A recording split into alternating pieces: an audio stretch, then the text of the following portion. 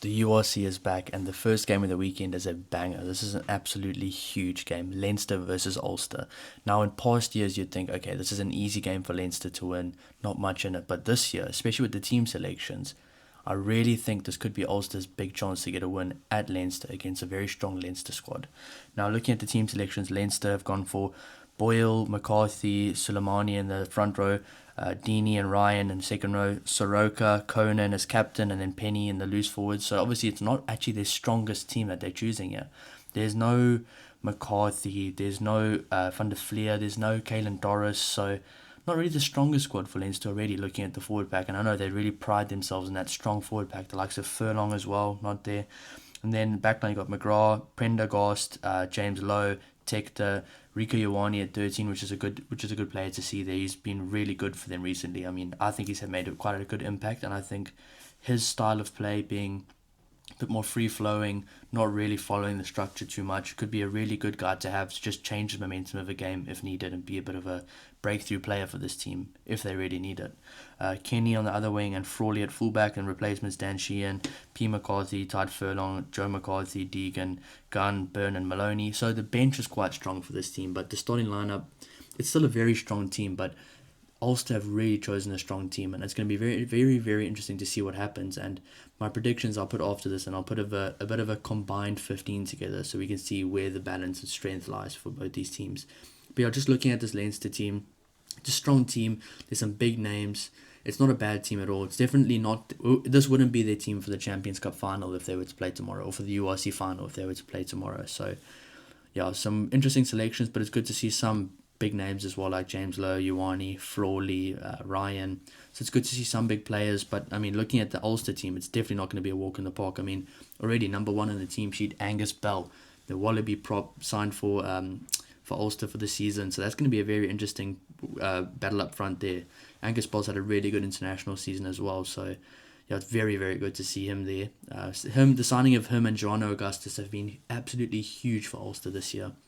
And I really think this Ulster team this year is one of the most explosive and just fun to watch teams I've seen in a while from Ulster. So Angus Bell, Tom Stewart, Tom O'Toole, Harry Sheridan, Charlie Irvine, David McCann, Nick Tomini, Joanna Augustus at 8, massive one there. Nathan Doak at 9, who I really rate extremely highly. I think he's been very good this season, and I wouldn't be surprised if he maybe gets a call up to the Ireland squad for the Six Nations. I mean, I really would like for Ireland to bring in some different players, and a guy like Nathan Doak or Rob Balakoon could be some really big names that they could bring in that could maybe make a big impact. Now you got Jack Murphy, Van der Kok at 11, one of my favourite players, one of the best Blitzbox Sevens players of all time, Stuart McCloskey, Jude Postlethwaite, Rob Balakoon and Jacob Stockdale. That is a very, very, very exciting backline.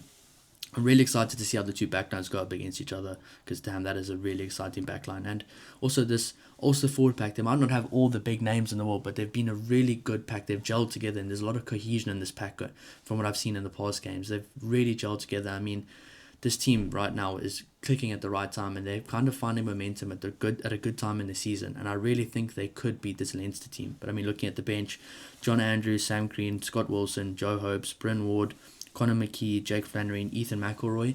Now, I do think there's a clear power shift in between the benches of Ulster and Leinster. So I think the starting lineup for Ulster is potentially stronger than Leinster this week, but I definitely think the bench for Leinster is much stronger than the Ulster bench. But I mean, anything can happen. I mean, it is a Leinster home game, so it's going to be very tough to beat Leinster anyways. But if I had to give a prediction, I'd probably this week, I'm actually going towards Ulster this week. I just think everything's clicking for them at the right time, and the team looks good. The team is gelling, the cohesion is there. And I mean, this Leinster team haven't really been putting in very good performances, and this Ulster team is a good team. You have to really put in a good performance to beat them.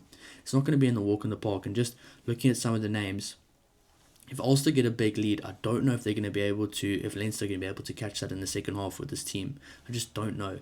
But I mean, I think if it's a close game going into the final 20 minutes and Leinster bring on that bench and also bring on their bench, then I think Leinster might go away with it and might get away with the win.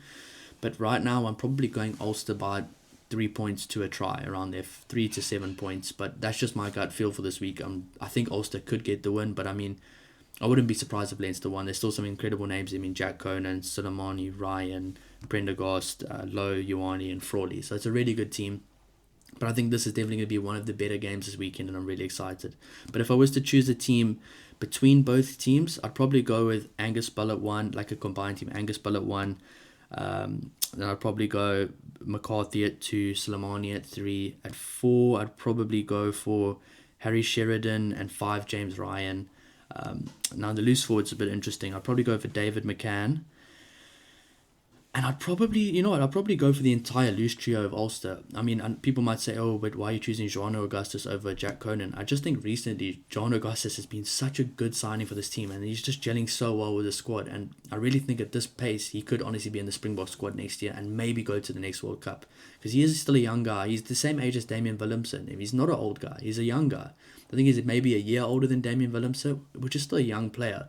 So I'd really like to see him get a cap with the Springboks. So I mean, for me, he's in my combined 15. At 9 this week, I'm going for Nathan Doak for the combined team. At 10, I'll go for Sam Prendergast. At 11, I'll go for James Lowe over Werner Kok, but normally I would go for Werner Kok there, but James Lowe is a good player. At 12, I'm going to go for Stuart McCloskey. I think he's been in really good form, very good ball carrier as well. Number 13, I'll go for Rico Ioane for the combined team. Number 14, I'll go definitely for Rob Balakoon. I think he's been outstanding this season, and he is probably one of the first guys they should put in the team, in the squad for the Six Nations for Ireland. Even just to be in the outer squad, I think he definitely needs to be there. And at 15, I'll go for Frawley, but I think Jacob Stockdale's not been playing too bad recently. And then the bench, I'll probably go for the entire bench. The entire bench from Leinster, I'd probably put them in there. If I had to choose a bench, the strength lies with Leinster. So, I mean, just looking at that, I think just from the outside looking at it, looks like Ulster probably has maybe a bit more cohesion in the forward pack this week.